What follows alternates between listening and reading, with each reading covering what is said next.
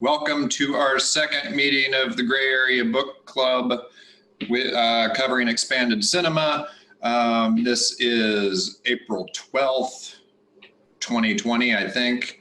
And we had a fantastic conversation last week. There's not much housekeeping to do, so I think we're going to get right into it. We have joining us this week Michael Connor, Executive Director of Rhizome. Artistic director. Artistic director. Oh, I'm sorry. Yeah, of course. I probably screwed up saying that before. Artistic director of Rhizome. Zach Kaplan is the executive director of Rhizome. And artistic's more fun anyway. Who we're excited to have join us here today. To be in conversation with Gene. And I think that just like we did in last meeting, we would like to start out by sort of recapitulating and correcting some of the things from the last week's conversation. So I guess we'll, if with nothing else, we'll just start out with that. Okay, I'm the culprit who wants to do this. So this is all your fault, Gene. I know, it's always, my entire life is my fault. So great to have you here, Michael. I wanted to just pick up on this one final thought about this notion of being naive, naivete. This is extremely important. I want to start out by a quote from the 17th century English poet, John Milton, Paradise Lost. Here's the quote: "Those who put out the people's eyes reproach them for their blindness." Now think about that. That's an essential strategy of social control. You put out the people's eyes and then you say, hey, you know, you really don't know much. You're really not, you're not worth taking, positions of responsibility, or naive, etc. That is a fundamental strategy of social control. To use naivete that way is, if we do that, we the people accuse each other of being naive. If you accuse me of being naive back in the 60s and what we wanted and all that, that's betrayal of us all. Never, ever do that. The last thing I have to say about that, well, not really the last.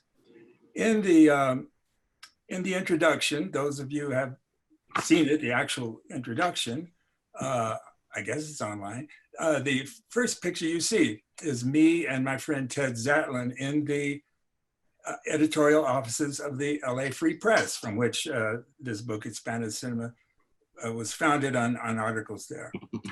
Ted, and it says there that that picture was 1967, and that we remained friends all this time to this very moment, and I consider us soulmates. And we talk once a week. Yesterday it was a brief talk. It was only 2.5 hours. And Ted is a man of wisdom. I always learn from him. And so we were talking yesterday about two things: the idea of naivete back then and the state of where we are today. And I said, well, Ted, were we naive? And he said, 1960s counterculture, he called it a ceremony of innocence, sacred innocence, he said, unstained and uncorrupted by dominant culture. Here's a quote from Leo Tolstoy: "The state is a conspiracy designed not only to exploit, but above all, to corrupt its citizens." So I thought back to what Ted said. 60s counterculture celebrating sacred innocence, unstained and uncorrupted by culture. He said it was an a priori state before we learned to read false images. Some people would say worship images. In other words, he said we were out of control. Psychological freedom, in other words, sanity, we were considered out of control there. Well, that word sanity, he was saying we were out of control because we were relatively sane. Think about today. or what's going on in our country at least, and think about sanity. I don't want to say much more than that at the moment. So that's naivete. Other thing I want to sort of correct or elaborate on is in the initial talk with Michael, the Rhizome talk, which is online there, you can see it, the whole thing, it's pretty good. And in there, I said I'm against hope. Hope was admission that we have no agency. Well, we don't have agency, right? So yes, I guess we have to admit it. But I want to just, it's not, I said I'm against hope. What I mean by that is relying on hope. We can't, it's impossible not to feel hope. It's just not human not to feel hope, but we need to recognize it for what it is. And here's a quote. I don't know where I got this. Hope is the rope from which we all hang. Think about that. In other words, it's saying, if all you've got is hope, forget it, you'll hang. If you act in any possible way that you can imagine, knowing how to act, well, yeah, you can have hope, but so what? You're acting, you're doing the best you can. So if hope helps you, okay, fine. When I said, so I just meant that when I'm against hope, I just meant using hope to excuse yourself from really doing something real, right? And the last thing, Barry brought up feminists yesterday, the last time. We were talking about, all these men who were at the beginnings of this the cyber world. And Barry said he was looking for women and couldn't find any, and asked, if I was aware of any feminists back in the early days of expanded cinema. I said, no. But here's, I'm going to show you a couple of things here. The phrase radical will is central to my writing now. The radical will is the will to transform the root. Radical, radix, root, radical will. That's central. That phrase I'm going to use all the time. Well, where do you think I got it? Here. Where's, oops, wait a minute. Yeah, I can't see myself here. Susan Sontag, of course. This is a classic book, all right? And then I also mentioned other feminists. Later, after this came, okay, the main way I was influenced by feminism is through feminist film theory. Movies have been my life. And one of the great ones, Laura Mulvey, Visual and Other Pleasures. It's a classic. Brilliant book. I learned tons from it. Another one, Judith Main, The Woman at the Keyhole, Feminism and Women's Cinema. Another one, Kaja Silverman, The Acoustic Mirror, The Female Voice in Psychoanalysis and Cinema. I would guess that any woman out there who's anywhere near film studies has already read these. The Desire to Desire, the woman's film of the 1940s. The Desire to Desire, think about that. Technologies of Gender by Teresa de Lauretis. Now, those were early feminist film theory readings. Since then, there's just thousands. And I'm absolutely certain that there are profound ones in the digital domain, theorizing about that. So I just wanted to follow up on Barry's question last time about that. Here's the last thing I wanted to say before we go on. Left off with me and Ted talking about sanity. We've got an elephant in the room here, more like a mastodon in the room. And I just want to acknowledge that. I think if we were having this discussion, say, a month from now, and I said, I think we should begin with a minute of silence, everybody would do it. We're getting there. I have that feeling right now, but I think it's a bit early to have that. We're getting there. I just want to acknowledge, before we go on, this perfect storm that is surrounding us now, and that we have to have the strength and courage to deal with. There has never been a transformation of this magnitude in the history of humankind. This is dawning on us. I think all of you, I'm no authority. I'm no authority any more than anyone here present with us. So I just want to, share our feelings about it. I think for me, the phrase, it's dawning on us. Whoa, it gets bigger and bigger and bigger every day, our understanding of it. The most perfect storm that probably ever existed. It is the most profound transformation. And I think all of us, it's beginning to dawn on us, that the world will not be the same again after this very moment that we're living through right now. Never again. I don't know what the changes are going to be. I don't think you do either, but it's really important to me to do our discussion of this expanded sin and all this stuff, again, the sharp awareness of this perfect storm that's down on us with a vengeance. So we've got the virus, we've got planetary heating, which I am amongst the people who think caused the virus, and therefore capitalists caused it because they cause planetary heating. And we've got a fascist takeover of our country. I want to dwell on that just a bit and then go on. If I was to say, oh, we live in this fascist country, some people might say, well, yeah, but not really believe it really. It's kind of like some kind of little metaphor. We're not really in a fascist country. And, we're a democracy.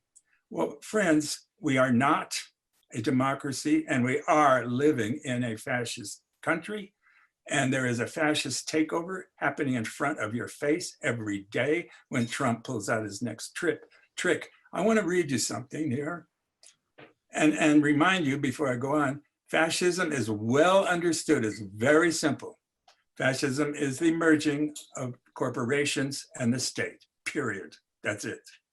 Now, totalitarianism traditionally follows that. We'll see about that.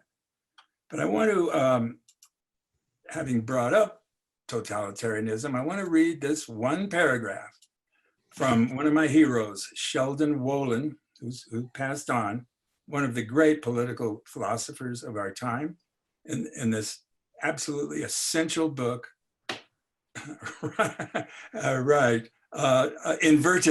this phrase that he introduced, inverted totalitarianism. So this is one paragraph, but let me just remind you, we live actually, operationally, today with no metaphor, we are living in a fascist state. If you say corporate state, the word fascism names that, the corporate state, okay? Here's Sheldon Wolin. Inverted totalitarianism is the political ascendancy of corporate power in symbiotic relationship with state power. No longer confined to domestic private enterprise, corporate power evolves into a globalizing co-partnership with the state. There's a double transmutation. The corporation becomes more political, the state more market-oriented. Economics, historically subordinate to politics, now dominates politics. And with this domination come forms of ruthlessness different from the classical forms of it. Now I ask you to just think about that and ask yourself, does that describe the world we live in here in America today? I'm not going to go further. So that's all I wanted to say, and sort of, catching up with previous things that we've talked about. And so, Michael, I believe you have some. I would like to add one thing here too on the fascism topic, just because it's come up. I think we can't, for anybody out there that's more interested in that, there's not much better book you can read than Fred Turner's latest book called The Democratic Surround, which sort of traces this history of I mean, expanded cinema is part of it and mentioned in the book, but it's also just this idea of nonlinear narratives, kind of. And the interesting part about this was that in the preceding years to World War II, there were a whole number of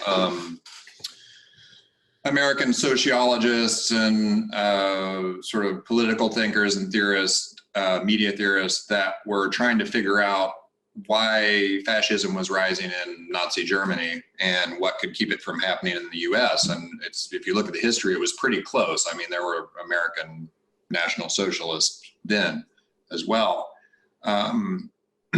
And one of their big ideas was this idea of broadcast radio and how you had this hierarchical one-to-many form of communication.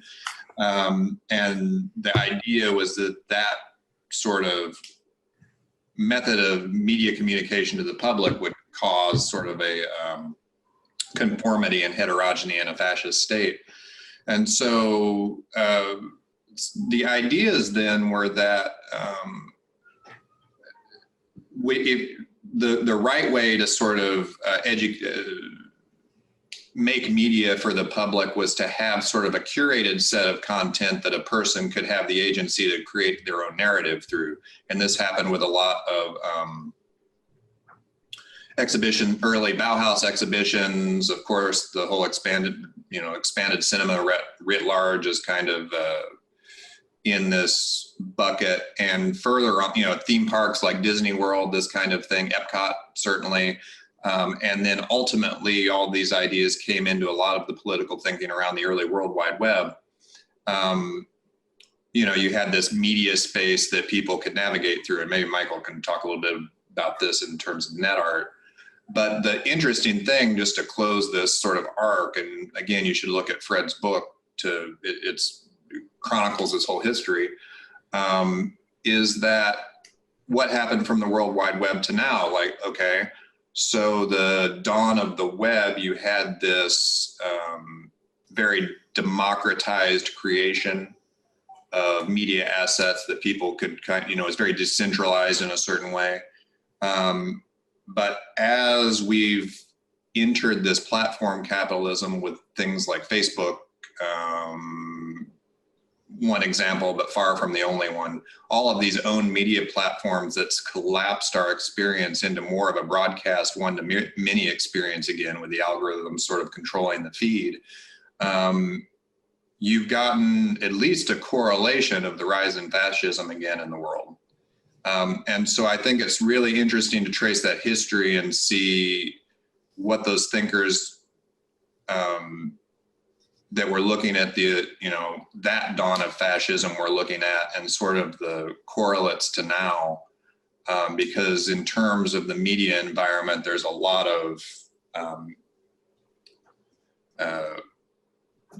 to relate there. So anyway. Great. Michael, permit me to, I forgot one thing, I'm sorry, in the perfect storm. Remember back, Martin Luther King, and what was it, 1.5 million or 1 million people marching on the Mall in Washington in the 60s. If we didn't have this virus, you can bet at this time, with Trump doing what he's doing and the whole situation of the world, you would find more than 1 million people in that mall. There's no doubt in my mind about it. We can't do that. And this is part of this trap we're in. We're trapped. You can't even protest. Protesting is something that always bothered me. Oh, I protest. Well, so what? We're going to do it anyway. So anyway, I forgot that. So Michael, go ahead. I'm sorry. Yeah. Well, thank you for bringing up, I think, the necessity to make space for sort of the grieving process, because that is something that a lot of people I know are dealing with right now. And I think it sort of is affecting people on a very personal level with the pandemic, but also there's kind of like a generalized feeling of awareness of things that we're all losing or have lost or at risk of losing, which is, I think, affecting everyone. For me, I think you and I spent, I feel like, a pretty good amount of time in our first conversation connecting the ideas in your book to the present day. And, I reached out to Barry, sort of not knowing where I was going to get slotted in, but it was sort of interesting to be assigned this reading group day where we talk about the first section of the book. Because I think in some ways it's sort of, when I think about my history with this book, which is something that I've, looked at and read a number of times over the years, I think really what makes the book so alluring is the discussion of artists' work. And I think, the kind of like rush to sort of get into the images of, light shows and projections and discussions of 3D cinema, it's easy to kind of gloss over some of the ideas in that introduction. But, with the specific assignment of getting into it today, I was sort of interested to really delve into it and think about it, especially in relation to a couple of ideas that happened last time. And I thought it was interesting how you mentioned that you reread that first section in preparation for today for the first time in years, which must be incredibly... 20 years, right? I hadn't read it in 20 years. Yeah, so I think, you had, of course, that's a much more intense revisitation. But I listened back to last week about your discussion about paleo-cybernetic, and then also was thinking about our discussion about your relationship with Maturana, the Chilean second-order cyberneticist.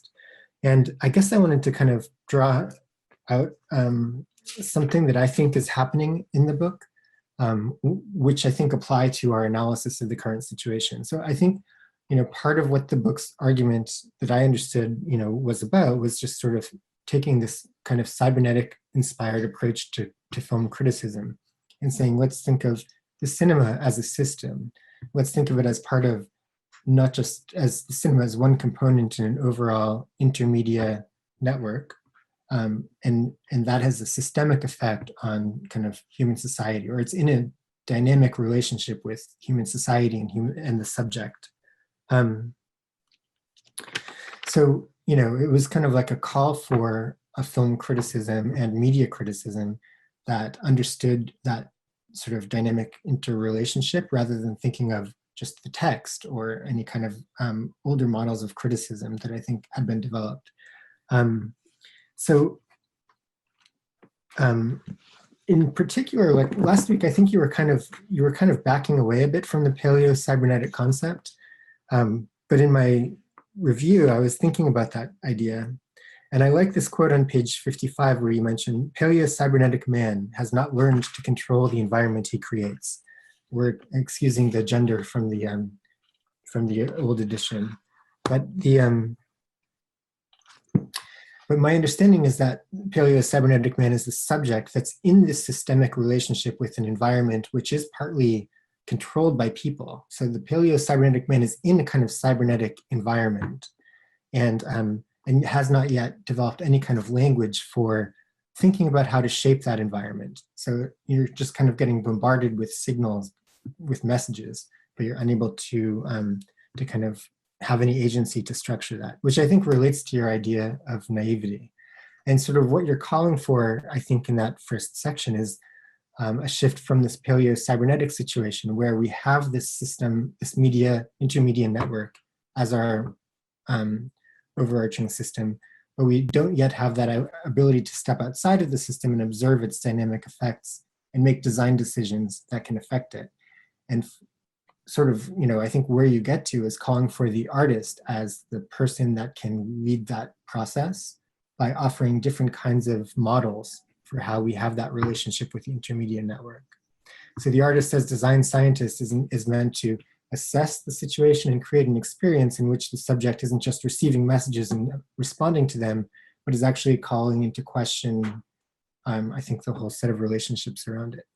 So for me, I think there, I mentioned in our first call that I thought there was something like that Maturana's ideas were, present in some nascent form in the book.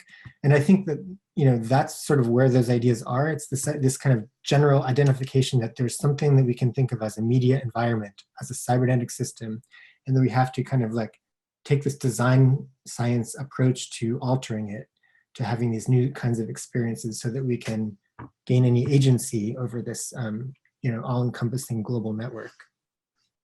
So I guess I'm kind of starting with a schematic summary of like, I think maybe what I think is the call to action for getting into the works that you then go into. I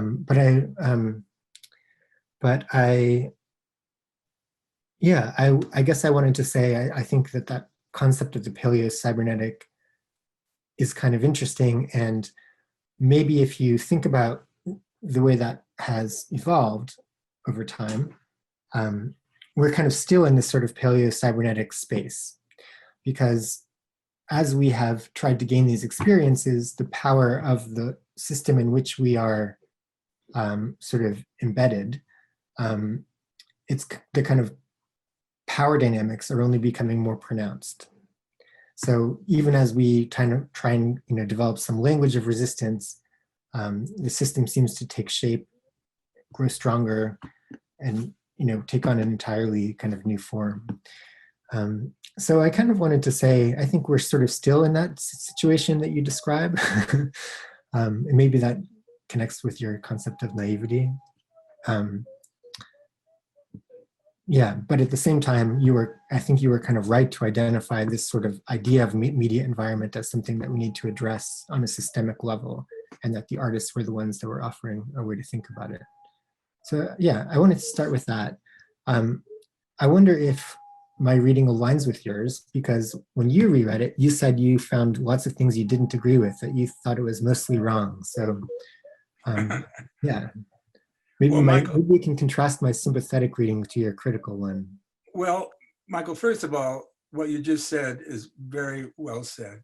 And in rereading it last night, I came to more or less the same conclusion that you're saying. If there ever was a time in which we need to think big and understand the environment in which we live and I don't think I'm saying anything unique now. I think all of us, all of you, do grasp this, what Michael just said.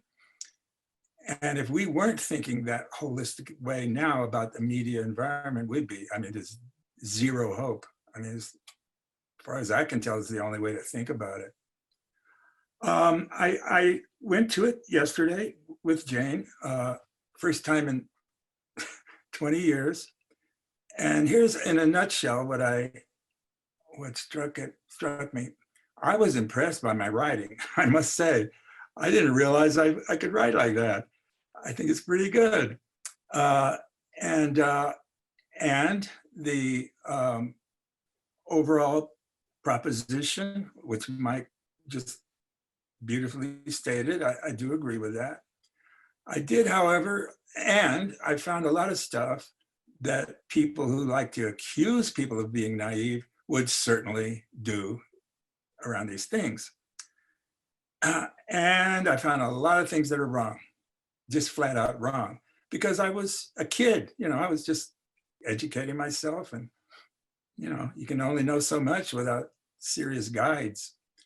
If you don't mind, I would like to go through some here that struck me. And Jane did this whole thing where she parsed them all, and she's got it all aligned here, so I can go through very quickly, I hope. Right at the first sentence: as a child of the new age for whom nature is the solar system and reality is an invisible environment of messages, I am naturally hypersensitive to the phenomenon of vision. Okay, I was wondering to myself, new age, child of the new age. Is that where new age came from? I have no idea. That's kind of a negative thing. I don't want to be the father of new age. And nature is the solar system. Well, I don't know, really. Is that how we think? Okay, I wouldn't argue with it, but I read that and I thought, what the hell was I talking about? And invisible environment of messages, yes. Hypersensitive to the phenomena of vision, that's a mistake. Well, we may be. but that's wrong. In other words, it's, you hear it said, an image is worth 1,000 words. Well, yeah, I guess. But maybe even that I don't quite understand. There are no words in an image. And many, many deep thinkers have, including Neil Postman, for example, have pointed out that images are not like writing, which force logical thought. You can express complex thoughts only in language. Images do other things, wonderful things. But when I read it last night, I was sorry that I was just not aware enough to make that distinction. Yeah, the word is expository. Postman said images are not expository. And furthermore, the internet is not just pictures. The internet is everything. So we're surrounded now by the real thing. Images, sounds, text, any way you want to decode reality is there. So that's great. But I just, I wanted to address that naivete, if you will, that wrong thing. And what else here?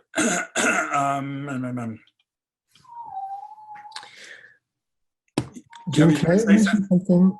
Yeah, sure. Because I gave you my kind of summary of why I think the book is important, and thinking with the benefit of hindsight, this is sort of a critique, but also a position on why it has some some of its significance today or resonance today, which is that in the sentence you mentioned the idea of the invisible environment of messages. And so it's interesting to me that a lot of the thinking in the book about communications is sort of derived from the Shannon-Weaver model of signal, noise, and there's message and information and entropy, and these quite distinct aspects of the communication process that can be separated out from one another and measured and calculated on, which is the basis of the internet that we have today in many ways. And so there's a lot of the language that seems to refer back to that, but at the same time, a lot of the way that you talk about communication seems a little bit more similar to the conversations that were beginning in France around that time through the kind of figure of Simondon. And I brought a couple of my feminist media kind of touch points from the past few years. Here's two books by good women scholars that are that use the Simondon model in a really interesting way. So the Simondon model is to say that more or less that signal and noise can't be separated, but instead they should be thought of as inextricable aspects of the overall communicative environment. So when you have this kind of environmental language, when you talk about the intermediate network as environment, I feel like you're moving in that direction, but you didn't yet have that language available, or that language wasn't really at play in the States. And to me, that is very interesting in relation to the position of the book, because I think you have a very strict analysis about power that goes on, but the language you're using is derived from that military-driven research. And it's almost like there's another way of thinking about communications that comes from outside of that military-driven communications research that you're sort of striving to, but unable to kind of completely get to because of that limitation. Yeah, I must confess, I know Simondon, I've never read him, so. It's incomprehensible, so, but I've never read anything that I understood so well, but when other people talk about it, it seems really good.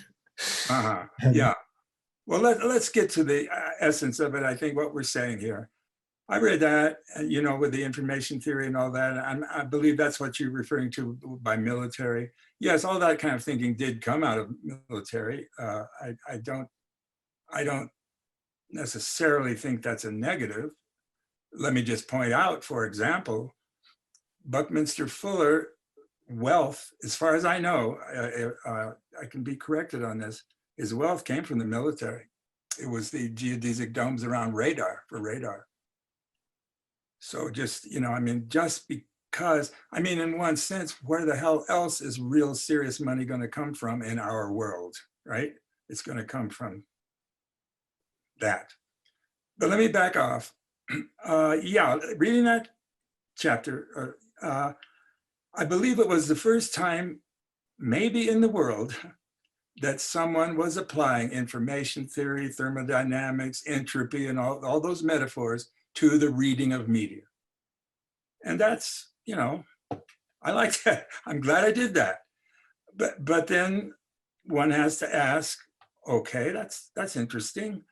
And kind of we kind of see, yes, dominant, redundant art, reduces information, all that stuff. Does it really help us understand media? Or let's say if you were criticizing a movie or something, which that does, you can use that in one statement, one product, one movie, or the whole society.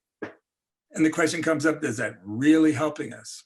It came up for me, and after thinking about it last night, I think it does in some sense. Each person will have to say, But if you're looking at the big picture, yes, statements like that, filters like that are useful at the big picture level. I think that's what you're just saying, Michael. So my take on that chapter is its contribution is seeing the intermediate world through that lens. And then there's a lot of crazy things that I just wasn't mature enough to do right. And I can go through some of them. I don't know what somebody else want to say something.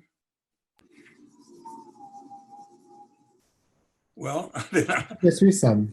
Yeah, I'm starting at the top actually.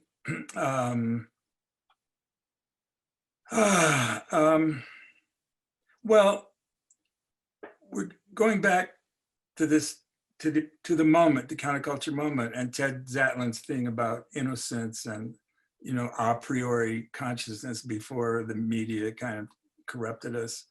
One of the first statements there, a vast portion of our culture, free of the conditioning and nostalgia of past environments, has intuited something fundamentally inadequate in prevailing attitudes toward the notion of reality. Yeah, that was resulting in the counterculture. But I think we can say that today. I think we could have continued saying it since from that time to this moment. And we're in a really kind of a critical moment about this notion of what is reality? How do we think about that? And we've been harping on second order systems theory and the construction of reality, the social construction of reality. And so I think we're still in that ambivalent and inquiring consciousness about this idea of reality. Let me go on down here. And then some of these statements, there's science has taught that there's no purely physical reason for the disparity between apprehending and comprehending. And my note I made there was that it's obvious. Yes, culture does that. There's no disparity between those. So I thought, well, okay, that's not a particularly profound statement. There's another one, which I would like to ask somebody if they know what the hell I'm talking about. In television's elaborate movie-like subjective camera simulation, I quote, of the first moon landing, the history of subjective art with its emphasis on content came into total confrontation with the history of objective art and its emphasis on process. I have no idea what the hell I was talking about, and I still don't. I can't parse that sentence. If anybody thinks they can, great. It's kind of like a time signature for the book, because I feel like we all are familiar with moon landing conspiracy sort of theory, which came later probably, but to me that feels like a real insight into like what a conversation might have happened around Uh-huh. the moment. I don't know. Yeah. Yeah. If not completely legible, it's a very interesting window into the moment. I guess so. Yeah. Let me see here. There's another one here. Jane made these color-coded notes. So this one is green, and green means open for discussion. And what is this? Objective awareness of a subjective process was all that mattered, and history's simulation suddenly became irrelevant. Thousands of years of theatrical tradition were demolished in 2 hours before an audience of 400 million world persons. I don't know. That doesn't excite me at the moment. I want to move on.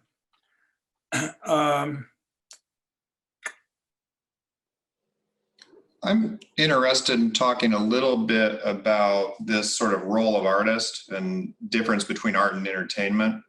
And particularly, we're talking about the sort of nature of reality, like how do we sort of converge on any sort of shared reality now in the media environment that we're in. And there's one of these quotes from John McHale here, who worked a lot with Fuller on the World Design Science Decade. That's knowledge is not simply accumulated facts, but the reduction of unrelated and often apparently irrelevant facts into new conceptual wholes. And so I think there's something to dig into here about the role of artists today as being necessary to help sort of integrate a lot of what's going on into these new worldviews so we can have any sort of kind of shared worldview or reality to talk about. I don't know if there's do you have any thoughts about whether what I just said was a load of bullshit or? No, I mean, I think we've said this. To me, that's just totally obvious. We're looking around for help these days, aren't we? We're looking anywhere we can get it. And we, as we've said before, last time we spent a lot of time talking about this, didn't we? It has to come from something, and I would put art in quotes here, because art is always reinventing itself. And whatever it's morphing into at our time now, I can't think of another thing that can help us more than whatever we mean by art. Integrative, big picture, poetic approach that gives insights the way poetry does. Yeah, I mean, to me, that's just given. Now the question comes, in this fragmented world, I said, I define communication revolution as decentralization and pluralization of the social construction of realities. And when I first said that to Michael on that Rhizome video, I said, well, here we've got it, and it's hell on earth. Well, I forgot to say, it's also heaven. It's both. And the heaven part is the presence of all, the near presence. We can reach for it. It's there on our screen. Of artistic thinking, the biggest, and to me, artistic thinking is simply the biggest picture of possible kinds of thinking. And I wanted, this brings up something for me. I said it's heaven on earth and hell. I'm out of touch. I must say, I don't do social media. I saw Facebook a couple of times. I decided that's not for me. I've never seen Twitter. I'm not interested. I'm busy. I got things to do. And furthermore, the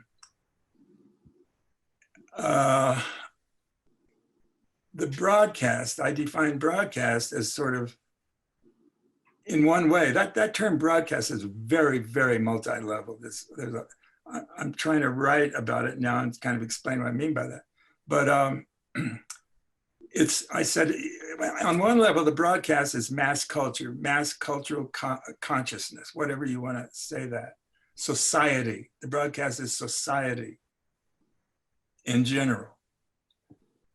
That's one reason I don't do social media. Society is the broadcast. It's the social. I'm not about to expose myself to that stuff every day. So I just want to say I'm ignorant about that, maybe people are, maybe there are brilliant philosophers out there who are saying social media are the greatest thing since sliced bread. I just don't know. But what am I trying to get at here? Heaven. Oh, yes. I hear more and more people saying, oh, man, the internet just sucks. What about the old days? Look at how the internet has become, homogenized and all this. Well, again, I don't do social media, but I don't know what the hell they're talking about.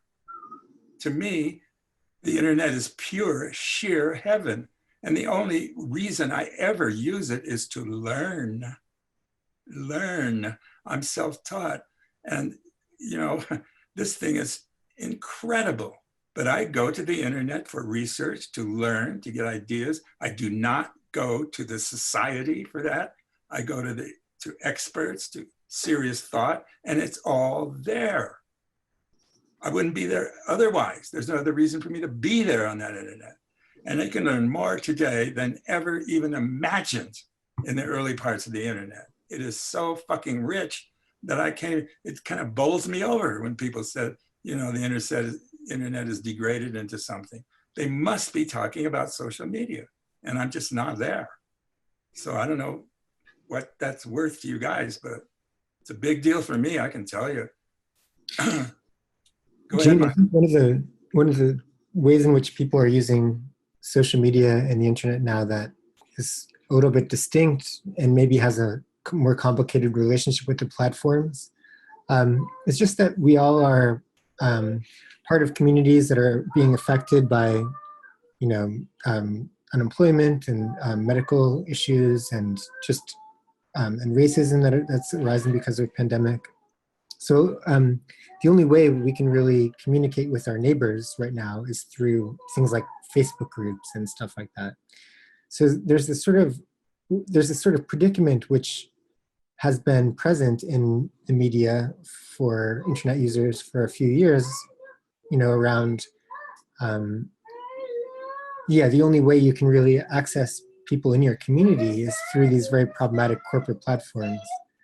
And so I think it's not, if we only use the internet for accessing the work of media theorists, we would kind of be leaving out that important piece of it.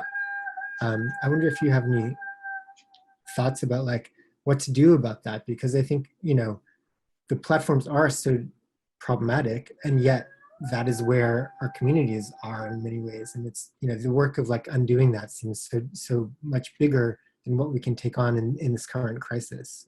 Yes, I understand what you're saying, and I assumed that would be the answer, and that is the case. And that's why I admitted up front, I don't do social media. And I understand instantly what you're saying.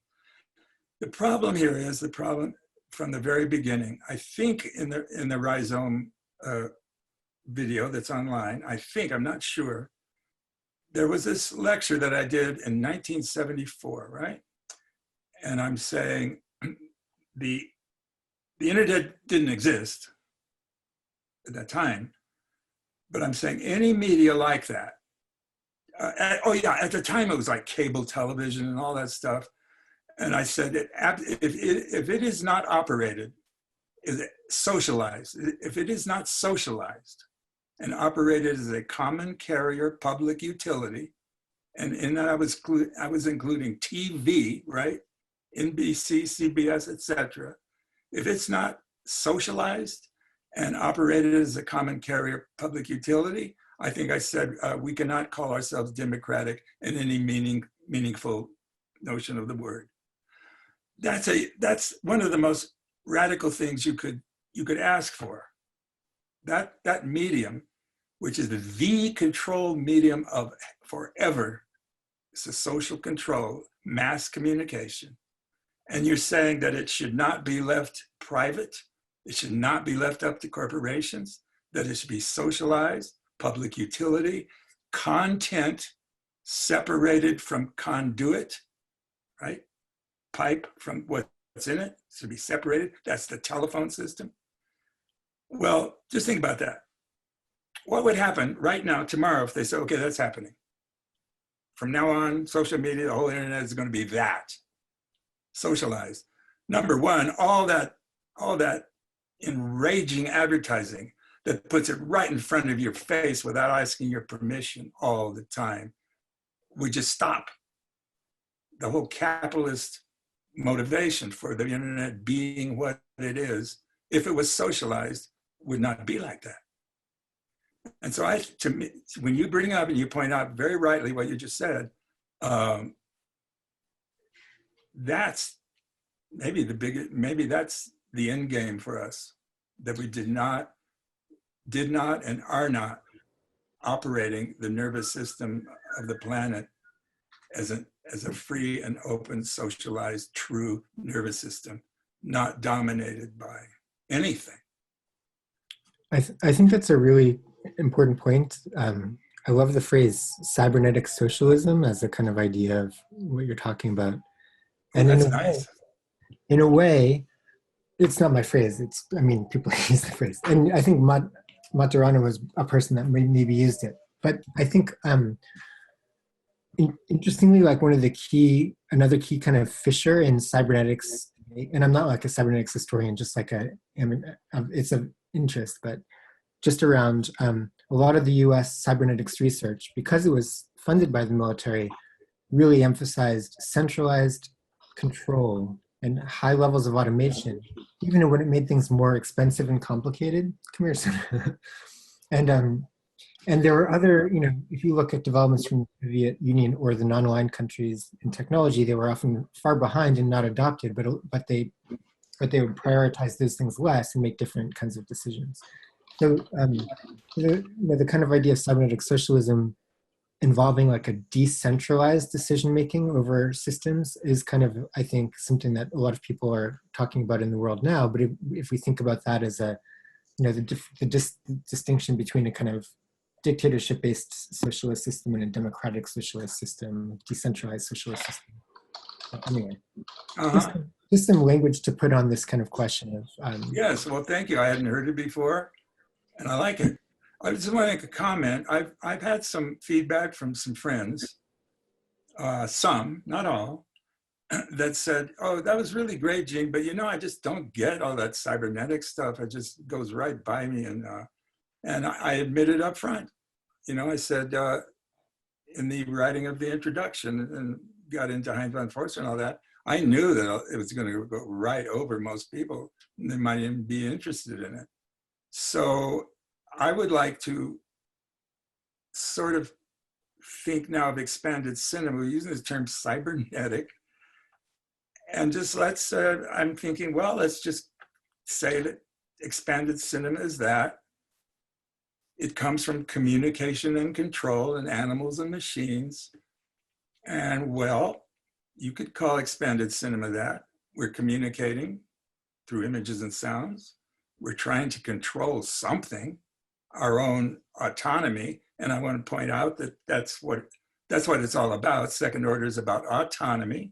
And isn't autonomy underneath everything we're saying now today? I mean, who gets to say who can do what, on what scale, and all that? That's autonomy. We talk about communities, these virtual communities. Well, where are the boundaries of those communities? How do they maintain autonomy? That's self-law, autonomos, self-rule, self-law. These are very, very important questions today for art, for the moving image, for the communities that can gather around them in today's expanded cinema. And I say that today's expanded cinema is the reality technology. We're going to get into that later. But anyway, I just want to confirm that, yeah, I think you're right on, and I'm delighted to know, and why should I have ever doubted it, that young thinkers today are right on it, and that's great. It's great. What to say? There's a couple of more silly questions from the chat that we could ask you. One of them is one that I understand, which is whether you're a Pythagorean. Do you consider yourself a Pythagorean like Bucky? I don't know what that is? I don't either know what it means, but no, whatever it means, I don't. I feel like I know the answer to this one already, but they also want to know if you have seen Mr. Robot. No. What is it? It's a television show of some... I don't watch TV. Oh, that brings up something. Oh yeah, this is important. In the rhizome thing, I said, I haven't watched television for, I don't know what, 20, 30 years or something. I said it that way. I haven't watched television. I may have said, I haven't watched the broadcast or something like that. That word watched, you know, the big work, my magnum opus, which I'm working on now, Secession from the Broadcast. It's kind of like the culmination of my life's thinking about this. It's profound. I'm shameless enough to say that. Leave the culture without leaving the country. And it talks about the role of language. Language doesn't express what we think, it tells us what we think.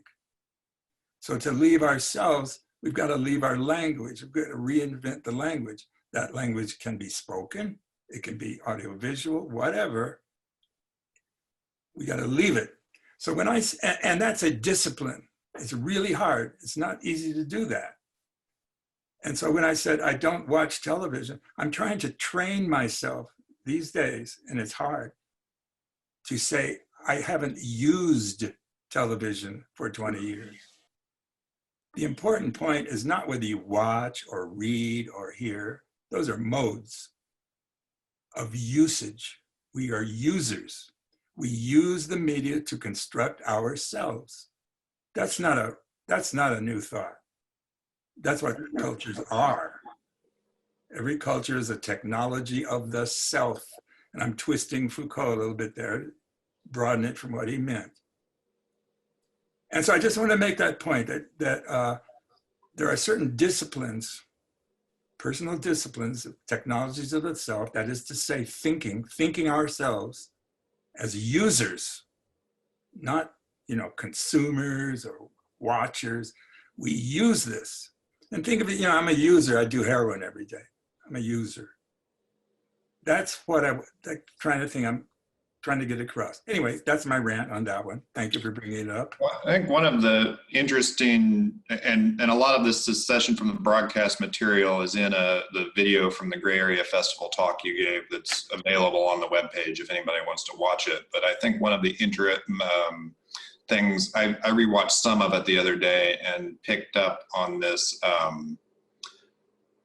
I think it's autonomous reality communities. Is that what it's autonomous reality something? I think it's communities. No, it's autonomous reality communities, yeah. Communities, and I think it's one of the interesting things about the sort of present moment on the internet. We were talking about social media, and we've gone through this sort of broadcast era of things being collapsed into news feeds and the information being controlled. And one of the interesting things about this kind of Zoom era, I don't know what we'll call it, that you see things splintering back out into sort of hyper local enclaves on this global network.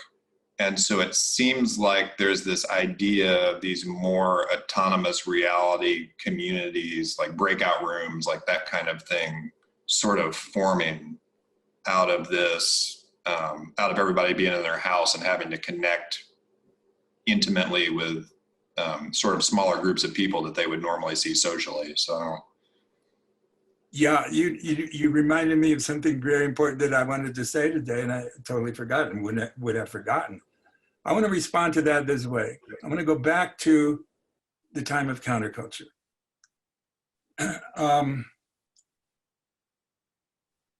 People who didn't live through it have no appreciation of the power that thing had for its brief moment in the light.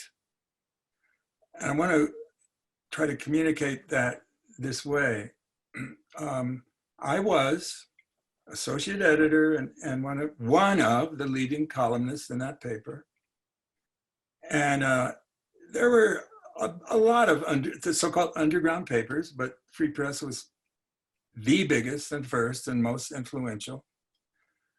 And there was only two things.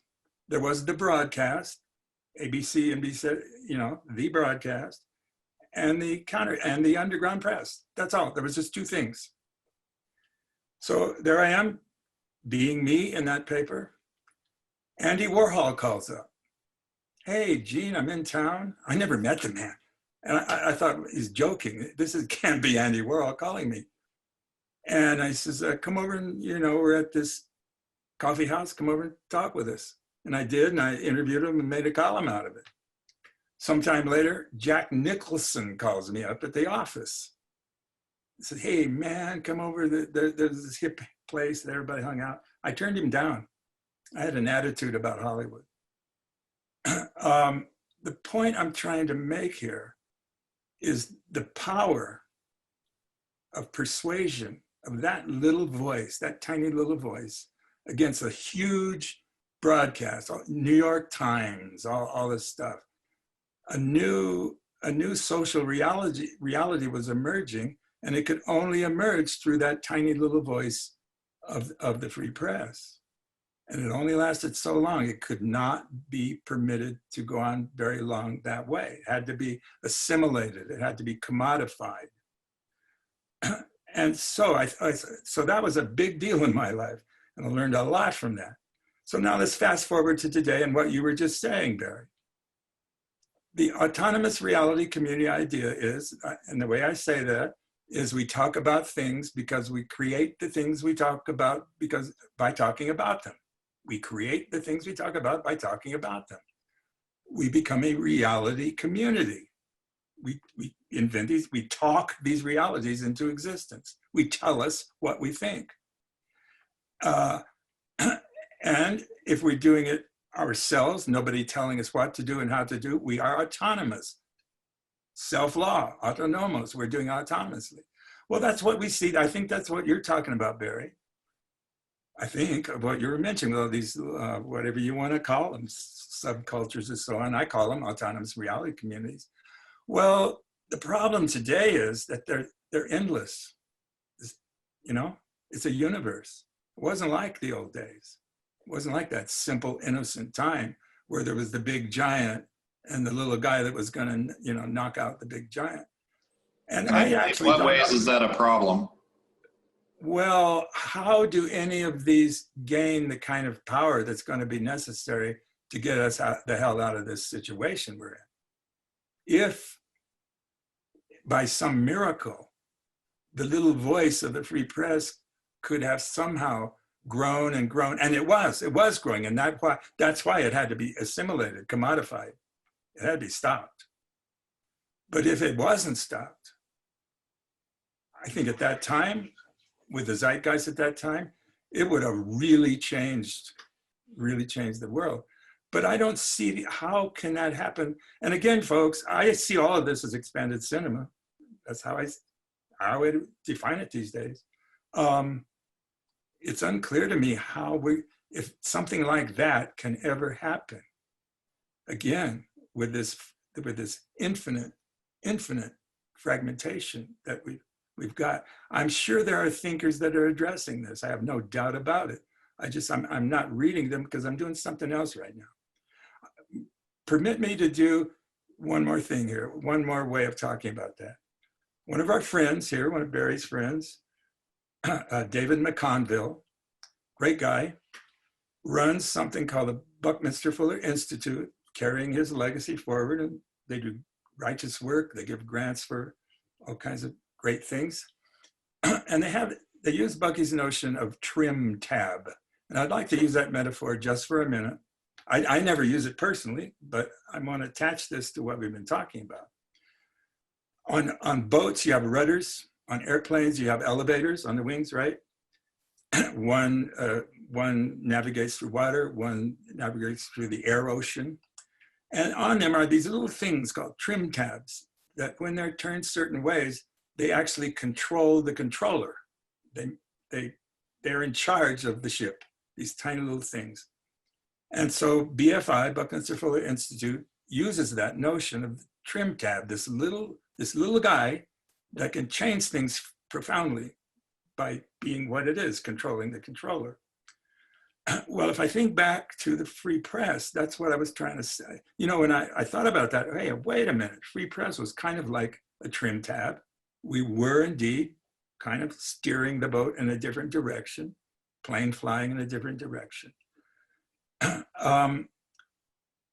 I don't use that phrase. I'm not criticizing in any way David McConville and the people who do. For me, I'm trying to talk as politically radical as I can, and I understand that some institutions simply cannot do that. Maybe they'd like to, but they just can't. I don't know. For me, there's Margaret Mead said something, and I'm not going to quote it properly. She said something like, never doubt that a small group of committed, devoted, active citizens can change the world. In fact, nothing else ever has. I believe that. You might say, well, oh, think of the huge revolutions and all that, but they started with a small group of committed, politically radical people. And so I think I'm saying the same thing in my more politicized language as the BFI is saying with their trim tab. I just wanted to make that point. In the context of what you just brought up, Barry, how is that going to happen now? Are some philosophers thinking about this? How can this? I think it's interesting to bring this notion of trim tab back to the art discussion, and how can artists be this force when we have this fragmented kind of community of hyperlocal subcultures in this kind of video chat era that's happening, and how can art be this integrative force that helps us to sort of rebuild these worldviews a little bit? Yeah. And I think this trim tab idea is part of it. Where did we explain the trim tab thing? Maybe not. I think I just did. I think I just, with the ship rudder. Yeah. Yeah. So I think there's something in there. Yeah. My question still is, though, and it's hardly a new question. This question has been there since the beginning of the internet. You start fragmenting all this stuff. How does power work there? I want to quote the artist, Ai Weiwei. He said something like, this isn't exactly, he says, the commanders of the world say, we have the last word. Whatever you say, we have the last word. We control everything. And then he said something like, well, the internet is like a tree that is growing, rhizome. And then I can't remember what he said after that, but he led that and he said, the system can be he didn't say it this way, huge changes. The last word will be a whisper. The guy's a poet, he's Ai Weiwei. And I thought that's a beautiful way of saying things, whisper. And right now we'll be talking about all these little tiny communities, online communities are whispering. But again, it's that big question that was there from the very beginning. How is serious power going to come out of this? Emergent property of this? I don't know. I can't see it. Yeah. Well, we're running up to about a little over an hour here. Michael, I don't know how your time is, or. Yeah, my 2-year-old went to nap without a diaper, so it's a time bomb. I have to go put one on her, I think. Okay, there we go. Maybe if there are any more questions from anybody listening in, wave and we can unmute your video or something. I see Kit Galloway is on with us here today too. And we had Andrew McLuhan for a second, but I think he dropped off. Bruce Clark. Can I do a commercial? A solicitation? Is this advertising? I don't know. No, it's on a socialized internet. I'm not sure if we. It's a solicitation. Okay. Absolutely. I want to mention, you might think of me as a one-hit wonder, Here's this guy that wrote this book 50 years ago, and now 50 years later, we're still talking about it, and it's the only one, right, that ever came out all the time. I want to remind you of something, and then I have a kind of a solicitation. I want to remind you that yes, only this one has been published twice in 50 and a half a century, one-hit wonder, but I have a 600-page biography of Kit Galloway and Sherry Rabinowitz, which is dynamite. You have no idea how beautiful this thing is, not just about their projects, but the whole world's counterculture, not only in Berkeley, where was Sherry, but in Paris, where Kit was, and stories of drug smuggling, and a detailed account, a detailed account of one of the great heroes of early video that is practically unknown in this country, in the history of video in this country, Jack Moore. And there's one hell of a story there. And it's all in that book. And Michael and Rhizome they know the problem I'm in, not being able to finish that because I cannot abandon Jane on our work with George Kuchar. And Michael and Rhizome have suggested that to help us, they would be willing to help raise money to hire somebody to finish the thing with me as a consultant. So I just want to put that out there. That's happening. I also have a book of memoirs that I've been working on, not working on. I have notes for over decades. I like to say, sometimes I like to say, I've been foolish enough to have had an interesting life. Or, put it another way, I was in the right place at the right time. And without, I'm shameless enough to say that these memoirs, you have no idea what's in them. I mean, it's pretty serious.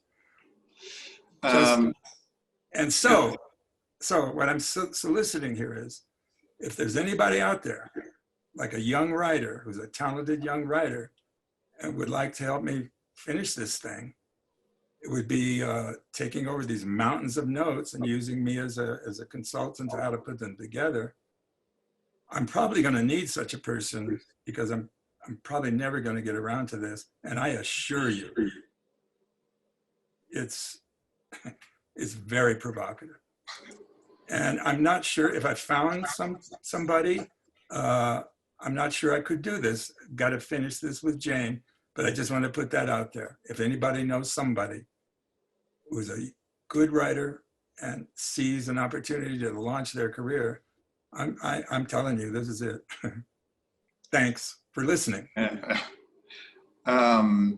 So I think we're going to unmute everybody and allow people to ask questions for a minute. Michael, if you need to go or whatever, that's fine. I think we're going to open it up to group discussion, but otherwise, feel free to stick around for a couple minutes here. Anyway. Yeah, I'm just gonna do my task and then I'll be back. Okay, great. So I think we have host unmuted everybody, and maybe we can. Hey, David Sherman.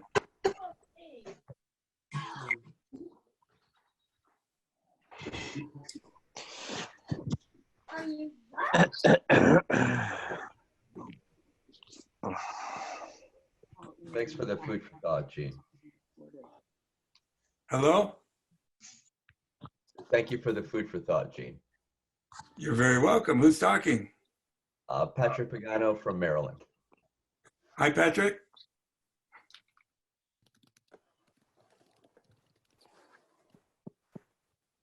Gene, I had a question. Okay. The question is that when you started to talk about artistic research and how it is interrelated with science, how are you seeing the world now with our realizations to quantum physics and our reality that everything is connected?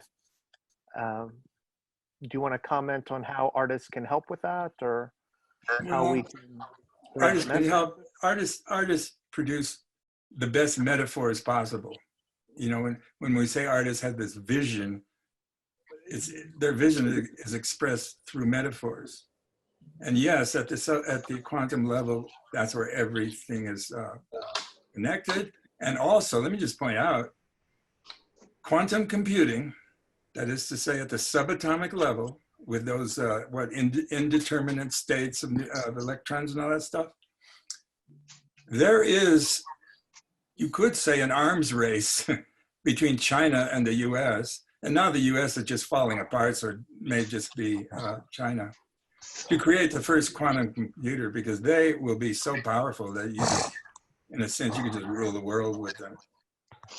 And so that's just a comment I wanted to make about that. This whole thing about, again, art as design science and all that, I'm just offering that as a way to think about art in a larger way that we traditionally have. And I'm happy to say that my suggestion of that in expanded cinema seems to strike a lot of attention in people. It seems to mean something to them. They seem to feel that, yes, that's what art has to do today. And I'm not excluding any kind of art whatsoever, whatever it is. So anyway, I just want to say, it's so general, it's so abstract that it's kind of hard to talk about stuff like that, but it's about what I can think of now. One follow-up. I really enjoyed the revolutionary nature of the writing, the call to action. And I thought about, what is your call to action to young artists that don't have access to university? How do they follow your path? Is it just taking the internet and learning? If I was a young person and being me, who I was, having an attitude about authority and therefore not going to school, man, I would be in heaven today. I mean, I am. I'm still doing it. Now that I think of it, I'm no different than I was. I'm 77, so 60 years ago or something. I'm right there, and boy, it's rich as hell, as we all know. There's nothing there that you cannot find. And I'm on the internet all day, never social media. I'm just researching. If there's some radical thing I want to know, it's at my fingertips. It would not be there in schools. So I'm just saying that the radical things, the root transformations that we need today through the new expanded cinema, the reality and technologies and all that, you're not going to be able to develop that in institutions in general. Some yes, some no. But to me, it's the virtual institutions of the internet where radical life exists, or you can put it together for yourself. Root transformation. To me, it's kind of obvious. There is nowhere else to go. Thank you, Gene. You're welcome, and thank you. Gene, can you talk about like Ray Kurzweil and his ideas about the singularity? Do you see that as an expanded cinema when we're now injecting our viewpoints into a robot, body and stuff like that? Ray Kurzweil, he's a cute guy. Seems like a huckster to me. Yeah. I was being cute. He's a cute Okay. guy. No, I do not have thoughts about that. I guess, if we say, well, how do you want to define expanded cinema? We could go on forever, Yeah, of course. Yeah. I mean, you could pick any wacko in the world and build a world around him. But I would insist that we keep that phrase, that thought, a little more narrow, Mm-hmm. It is images and sounds held before our eyes, out of our mind and before our eyes. And then at some point, it's too late today, but at some point in the upcoming talks, I want to get on this thing of secession from the broadcast by building autonomous virtual worlds in which we can live, and we use them as technologies of the self to transform the way we think about ourselves and everything else. You leave the culture without leaving the country. Leave the culture. That's almost impossible. You are the culture. It means leaving yourself. I've said this numerous times, but right on the horizon is the real expanded cinema of building radical worlds that you can live in daily with whatever input device you have on your head or not. It's profound. It's more than profound. It's utterly revolutionary. I'm talking about a world in which every salt shaker is a radical, sentient being. And let me just, one other thing. I told Barry when he proposed this series that I wanted to get to a point where I want to be talking with experts in VR and XR. As I understand it these days, XR is now the cover word for everything else. MR, AR, everybody's just dumping that into XR. So now we just wind up with AI and XR. Okay. I know zero about those things. And I really need people who really know those things to consult with. I need to learn from experts because I have a unique way of thinking about the use of them, but I have zero idea of what is possible in them. And if we had one of these readings, it would be kind of boring because I would just be asking, gee, just tell me something, you know. But at the top of my list of priorities of my life now is to learn the most radical way to use reality technologies. Okay, sounds good.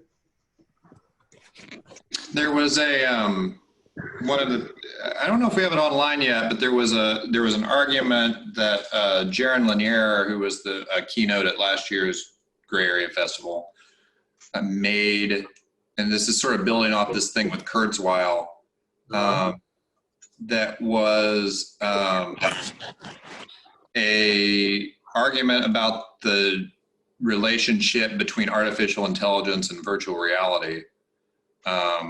I would have to go back to recreate the argument exactly, but it's mostly about virtual reality being human-centered because it's trying to recreate a multi-sensory environment, and artificial intelligence being more of a machine-oriented kind of very narrowly focused situation. But it's worth going back and listening to again, because I think it's one of these ways that these XR technologies, they're helping to expand the sensorium, and so get, you know, our technological prosthetics in that way. That's a epistemological difference from how this sort of AI conversation's going. And again, I don't remember enough to recreate the argument, but it's worth going back and listening to in that keynote. Is it? It's online? I'm actually not sure if it is. If it's not, we'll get the clip and put it up. That would be great for me. I would love to hear that. Yeah. That's cool. Yeah.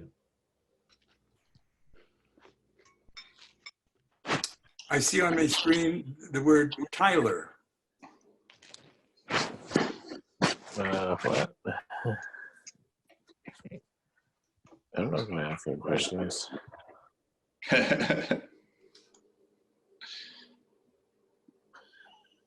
Barry? Hey, yeah, Gustavo. Yeah, I was about to say, it sounds as though that maybe a good way to wrap this is that if Gene is asking for a certain type of discourse where we're arguing, or let's say we're envisioning a new reality, let's say a radical virtual reality, then maybe we can bring, Jaron Lanier and a few of the VR heavyweights, and maybe we can talk about a new future that artists can build. Like a trend. That's certainly been the whole point of doing this. So we'll get there.